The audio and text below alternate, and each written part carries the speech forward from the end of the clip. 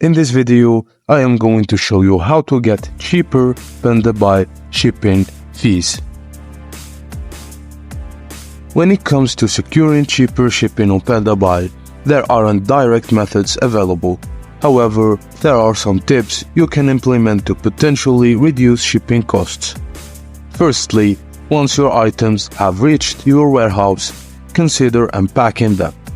By selecting the items you wish to ship and opting to unpack them, you can significantly reduce the overall weight, which in turn may lower shipping costs. Additionally, consolidating multiple items into one shipment can be more cost-effective than sending them individually. Grouping items heading to the same destination into one package can result in substantial savings compared to shipping each item separately. Also, don't forget to use the shipping calculator of Pandabuy so you can estimate your shipping cost before you ship the item. Lastly, when selecting a shipping option, opt for the cheapest estimation provided by Pandabuy. Choosing the most economical option can further contribute to minimizing shipping expenses.